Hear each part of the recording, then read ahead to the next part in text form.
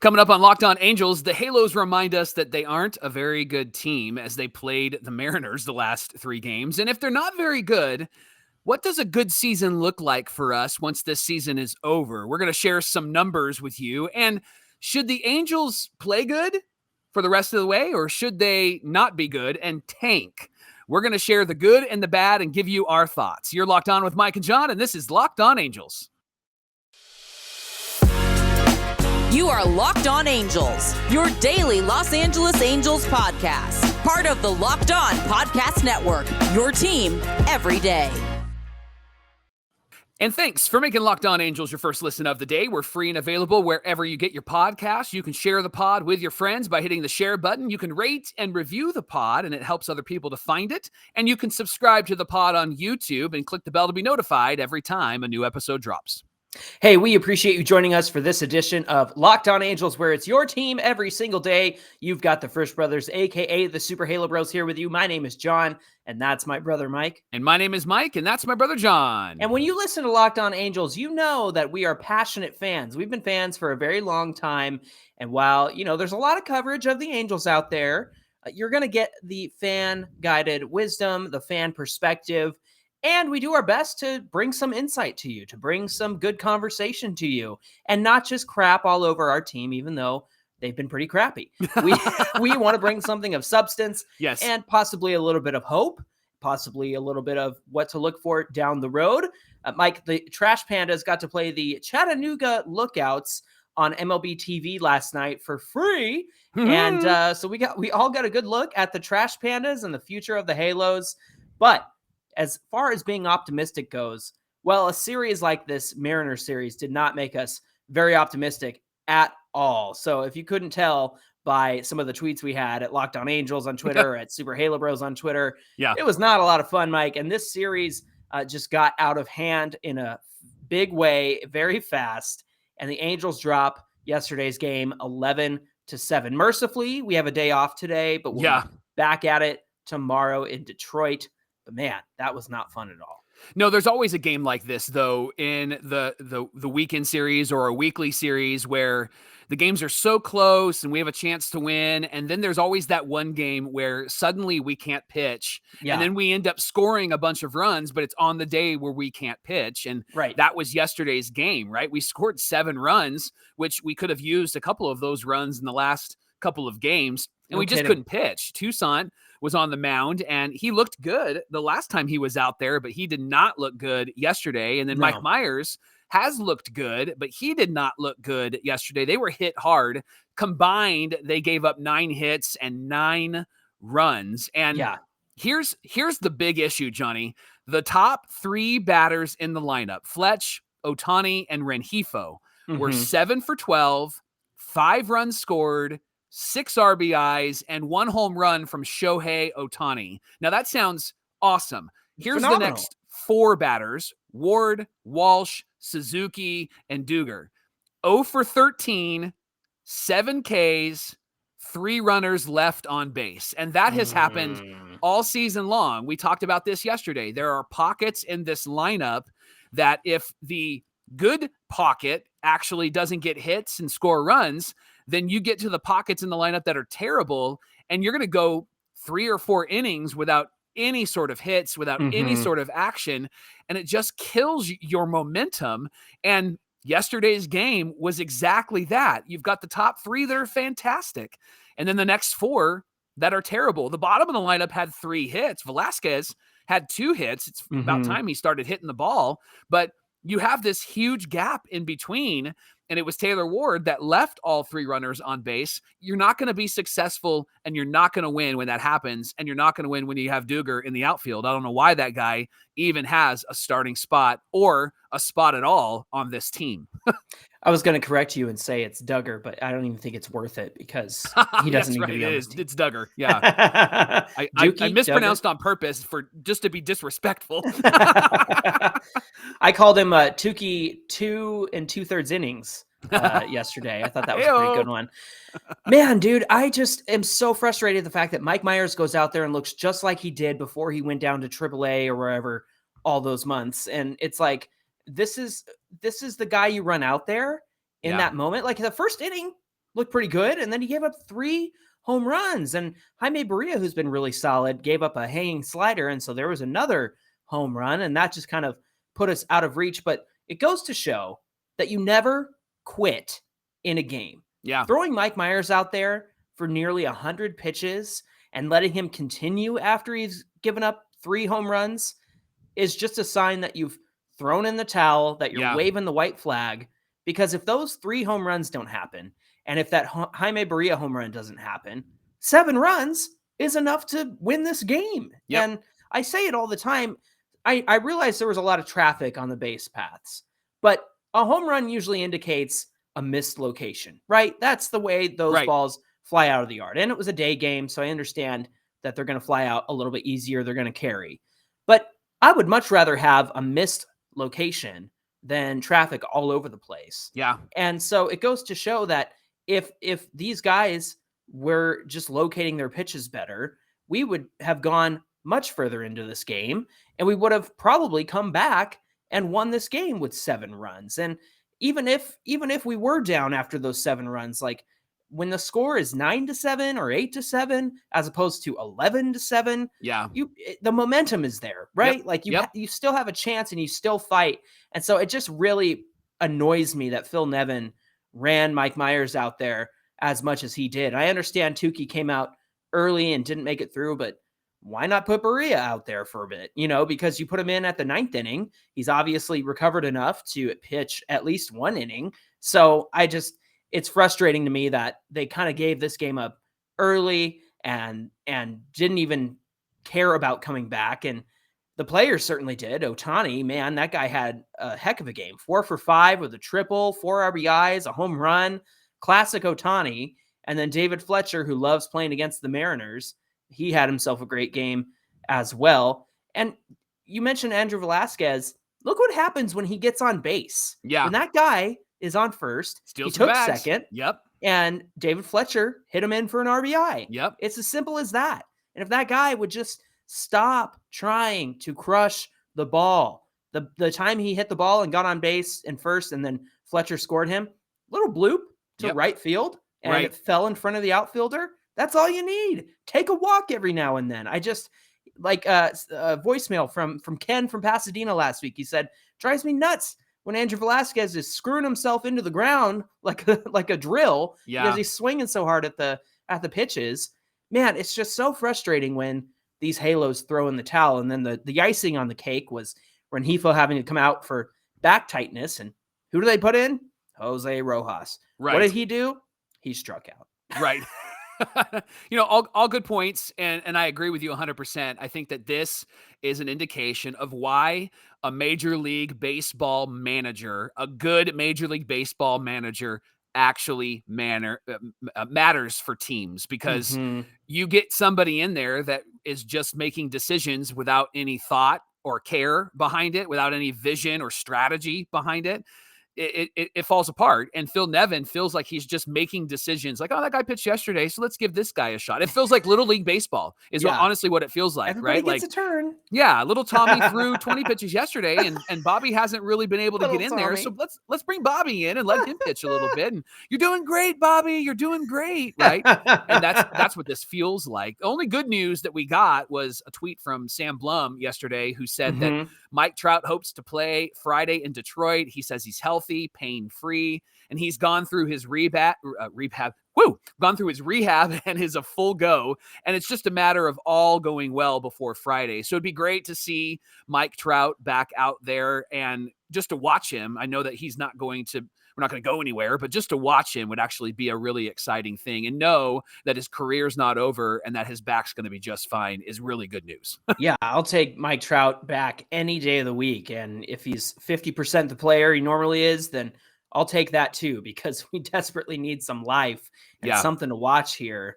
And it really is disappointing he wasn't in this Mariners series, because he owns them, right? He's their father. Yes. Yep. The Mariners, Seattle Mariners, Trout. That's who they are. Their last name is Trout.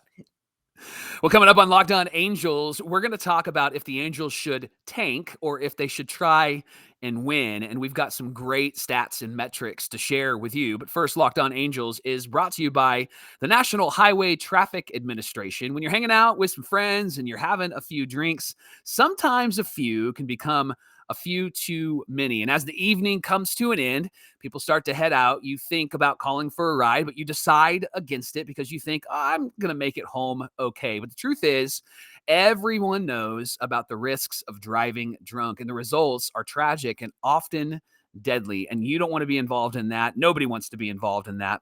And so it's time to really think about what it is that you're going to be doing that night. Maybe getting an Uber, getting a Lyft, getting some help, having somebody be a designated driver.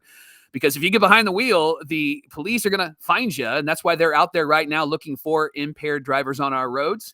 They want to save lives, and they want your life to be saved as well. So if you think you're okay to drive after a few drinks, think again and play it safe and plan to get a ride home. It only takes one mistake to change your life or someone else's life forever. Remember, drive sober or get pulled over. We want to thank you for making Locked On Angels your first listen of the day. Mike, you and I ran the numbers on how the rest of this season might go for the Halos. But let's rewind back to the beginning of the season. There you go. Talk about Fangraphs and their predictions for the Halos. They said the Halos would finish 82 and 80 this season. And typically with Fangraphs, they base that data off of the last 5 years of results or so. So naturally, every year that we've had has been around 500 or below. And so it makes sense that they would project us to be somewhere around 82 and 80. And we thought that this was ridiculous at the beginning of the season. Then the Angels started ridiculously and got off to a hot streak. And now we've lost a ridiculous amount of games. So we're in this spot now where we find ourselves, 16 games under 500 and not in a position where we are really going to be anywhere close to being successful. But we did ask the question off air, and we want to ask it now on air. What does a successful season look like for the Halos? So I'm updating the numbers as we speak. The Angels right now are 51 and 67. And so the question we were wrestling with is, so what do they got to do to get back to 500? And what they have to do to get back to 500 is they're going to have to win and be strong moving forward. They're going to have to at least be 15 games over 500 just to get back to 500. 16 games now over 500 the rest of the way just to get back to 500. And then we asked the really ridiculous question: if they're going to make that third wild card spot, what would they have to do? And what they'd have to do is pass 6 teams. And these 6 teams are pretty tough teams. And the best of those 6 teams right now, as of this recording, are 6 games over 500. So the Angels, in order to do that, the Angels, as I'm now looking at this, updating numbers, the Angels are going to have to finish and play really strong baseball all the way to the end. They're going to have to win 34 games and only lose 11. That's a 733 winning percentage. if they're going to finish the season 6 games over 500 and be in contention for that third wild card spot. All of those numbers just are a reality check for us as Angel fans, understanding that this season has not gone the way that we would have hoped. And if we're hoping for maybe just a 500 finish to the season, the Angels are going to have to play really good baseball to finish the rest of the season. Good baseball that they haven't played for the last 3 months, Johnny. Yeah, it's been awful.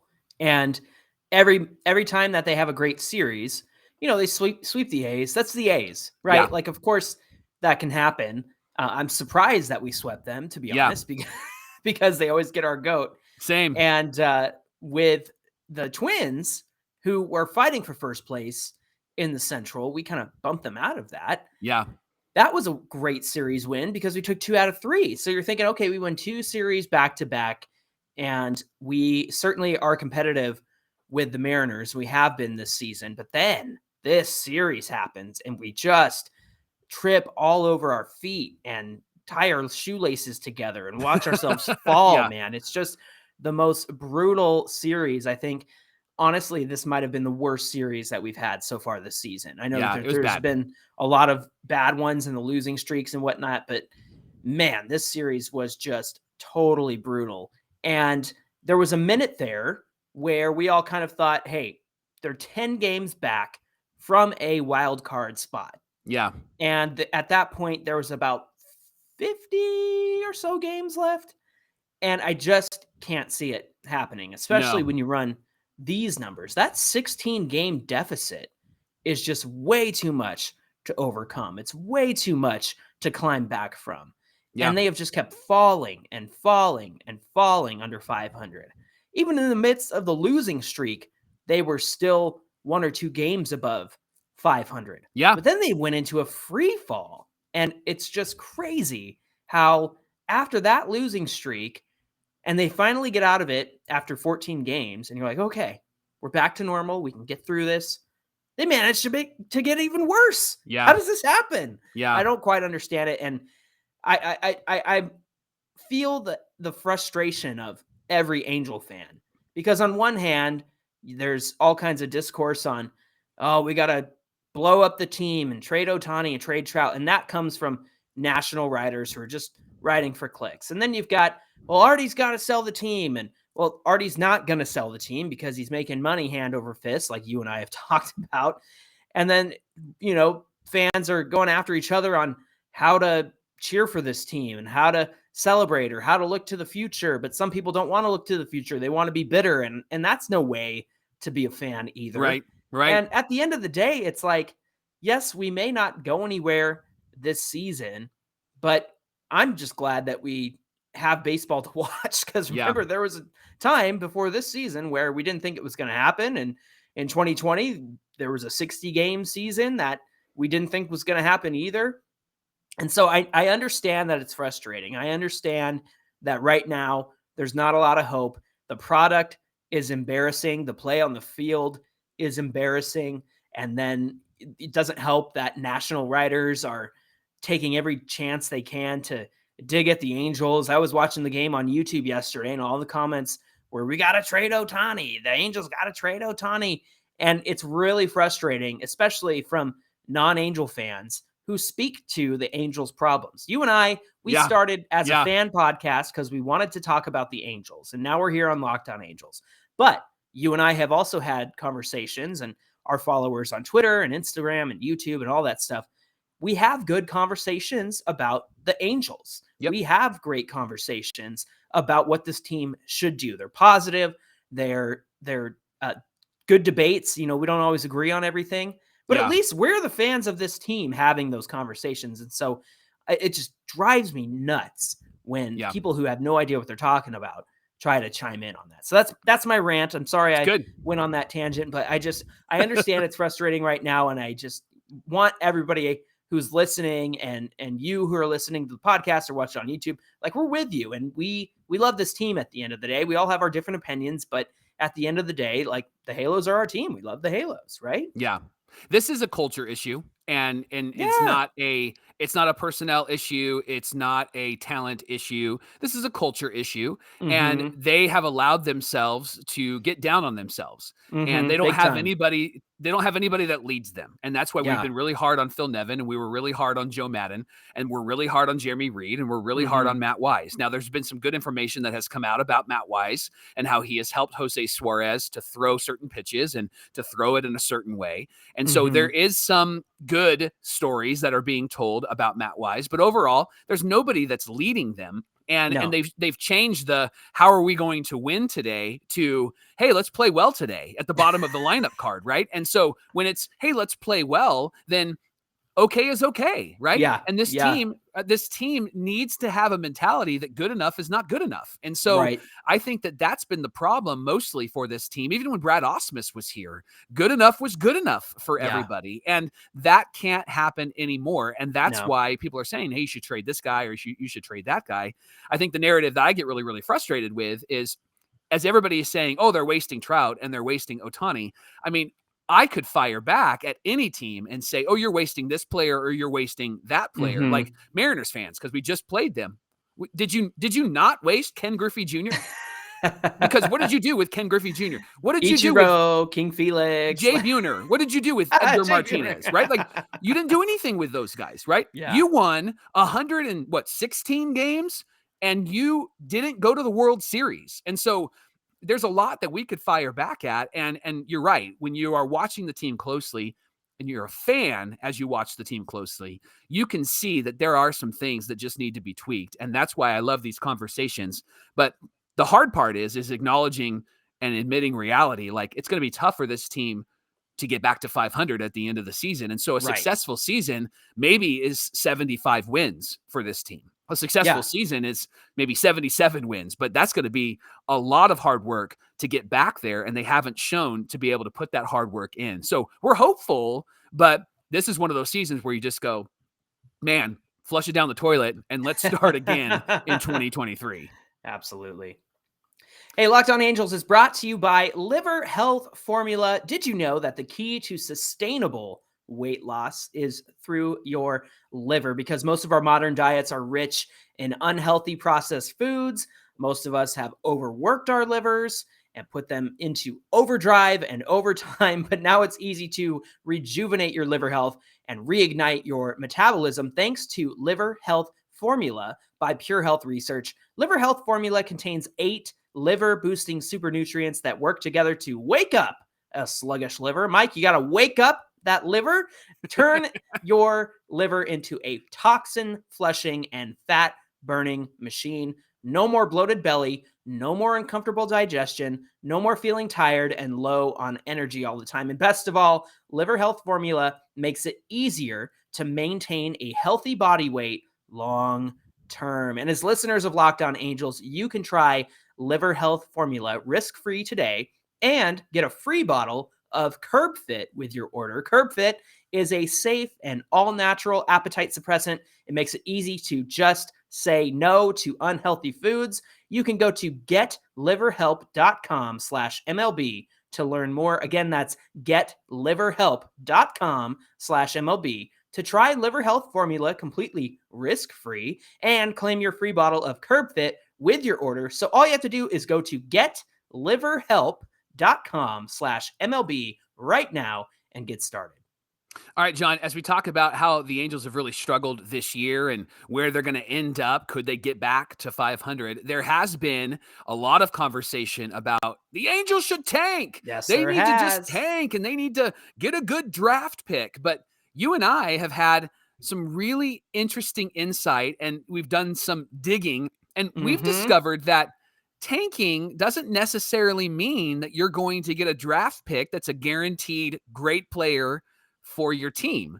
And so, Johnny, why don't you get us started here? If the season were to end today, where would the Angels be? And then let's take a look at some of the players that were selected over the last few years in that range of draft picks.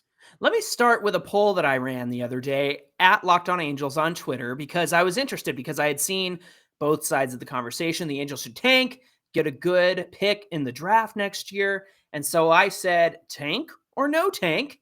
And 36% said tank away.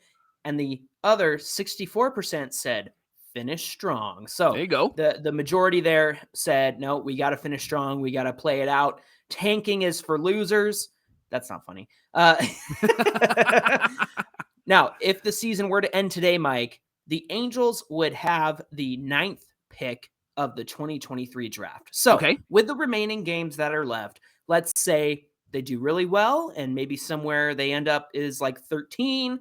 Maybe they do really bad and then they end up at like 7. So let's give them like a 7 to 13 pick window. Now, the reason why we're having this conversation is, like you said, not every pick, especially lower in the draft towards 1 through 5, is a guarantee. And we've got some stats to back that up here and some names. So 2009, let's go all the way back to 2009. The number 1 pick in that draft, Steven Strasburg. Everyone agreed. Great you pick. Got to get Strasburg as the number 1 pick. He was an easy choice. Number 2, Mike, Dustin Ackley. Remember that name? Yep. He spent 6 seasons with the Mariners and the Yankees. Not spectacular. No. Not a great player. Number 2 pick in 2009. Wow. Mike, number 5. Guess who the Baltimore Orioles picked? Baltimore Orioles just trying to save time. I don't know. Do you remember Matthew Hobgood? No. Exactly. He was Matthew Hobb-Bad, apparently, because he was a pitcher that the Orioles took, never played in the majors, never made it. And he was number 5. Number 5. Okay. Now, here's where it gets interesting. 7 and 8, Mike Minor and Mike Leake got picked at 7 and 8. Both the Mikes. Those are the two I think I mix up all the time. Yeah. And then let's jump all the way down to 19. Shelby Miller with the Cardinals. Now, he's decent. He was a decent pitcher. He kind of fell off. He's had a good little resurgence with the Red Sox. But of course, we can't talk about 2009 without pick number 25, Mr. Mike Trout. The best pick, right? And he's 25. Correct. I would say, if just by eyeballing it, I would say 11 out of the top 30 picks are names that you would recognize, and not all of them are like spectacular names like Dustin Ackley. So 11 out of the 30 picks in the first round from 2009, that's about a 33% or so success rate there. Wow. So how about 2010? Yeah. What doesn't change is the narrative that you're telling. I mean, this is something that happens in every draft. Like, of the 30 picks in the first round, you recognize maybe 12 names, right? Of course, in 2010, Bryce Harper was drafted number 1. That was the right pick. Number 3 was Manny Machado. Mm-hmm. Number 4 was Christian Colon. He played 6 years with the Royals and really stopped playing in 2021. Number 7, John, former Angel, Matt Harvey. Mm-hmm. He was that's in our window, our 7 to 13 window. Yep. Other names that were drafted: number 12, Yasmani Grandal. 13 was Chris Sale. 23 was Christian Yelich. Mm-hmm. 31 was Aaron Judge, but he was drafted by the A's and he didn't sign. And then he got drafted by the Yankees in 2013 and was taken 32nd. And so same kind of spot, but he was drafted first by the A's. And then 38 was Noah Syndergaard, and number 70 in that draft was Andrelton Simmons, former Angel. And so things don't change even in 2011, Johnny. I mean, there's some names there. I would say of the 30, 17 or so, you would probably recognize. Who was number 1 in 2011? 2011. Was that Garrett Cole? It was Garrett Cole. Nice. Yeah. So a name that you recognize. Trevor Bauer was drafted there. Former Angel Dylan Bundy was drafted number 4. Yeah, he's certainly not a number 4 pick. He is not a number 4, right? And so in the Angels range, let's say number 9, Javi Baez was drafted number 9. And even you go as low as 18, Sonny Gray was drafted. And right before Sonny Gray, former Angel, CJ Cron. Mm-hmm. So I think the point that we want to make here is that you just aren't guaranteed to find a star in the high draft picks all the time. Like if you tank and get one of those draft picks, there isn't a guarantee that that guy is going to turn out a Mike Trout, Bryce Harper, a Trey Turner, right? You go to 2014, Trey was drafted 13th. Yeah.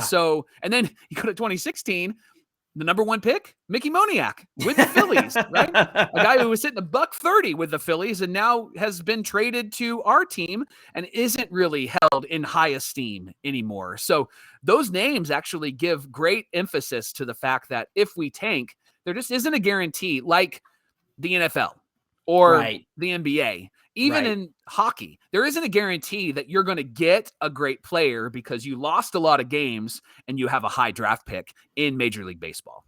I think the other side of that conversation is the only way that you get a guarantee is probably a number 1 pick. But as we see with Mickey Moniak, that's not always the case. But if there's a consensus on Garrett Cole, Bryce Harper, Steven Strasburg, like, of course, like number 1 pick is going to be successful most of the time. But the Angels are not going to fall to number 1. They're not going to have the worst record in the league. I don't even think it's possible at this point. Right. But the other thing is, look at some of these late draft picks that the Dodgers took in 2016. Gavin Lux at 20. Wow. 32. Will Smith. So what does that tell me? They draft well and they develop well. Yes. 59 that season, 2016. Brian Reynolds, who is a Pirates standout, Bo Bichette at 66, and Wow. Sean Murphy at 83 with the A's as a catcher. So, like you said, the point is it's not like the NBA, it's not like the NFL. And even if you don't have 1 through 5, you still have a good chance of getting somebody significant in that 7 to 13 range. So no matter how the season ends up for the Angels, I think they're going to end up with a good draft pick no matter what. They got to draft well, and that's important. Drafting well and developing those players. And if they do that, the Angels will be successful.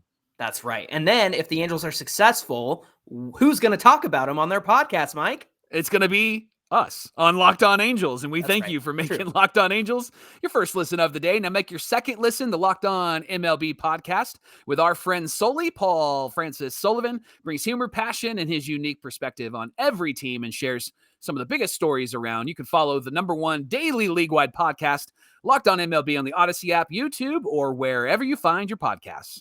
Hey, get in on the conversation with us on Twitter at Locked On Angels, or on Twitter and Instagram at Super Halo Bros. Of course, if you're on YouTube, be sure to hit that subscribe button, comment below, get into the conversation. We love hearing from you. Hey, Mike, tomorrow is Friday. What do we have on deck for tomorrow's show? We have venting voicemails tomorrow, John. We have a few people that have called in and have vented. And so we're going to share those with you along with this conversation. Would you rather build around Shohei Ohtani or Mike Trout? What would that look like if you were in charge? We've got some answers for you tomorrow on Locked On Angels. That sounds like a good conversation. Looking forward to venting voicemails. Venting voicemails. Until then, my name is John, and that's my brother Mike. My name is Mike, and that's my brother John. And we appreciate you listening to Locked On Angels. Thanks for being here, and we'll see you tomorrow.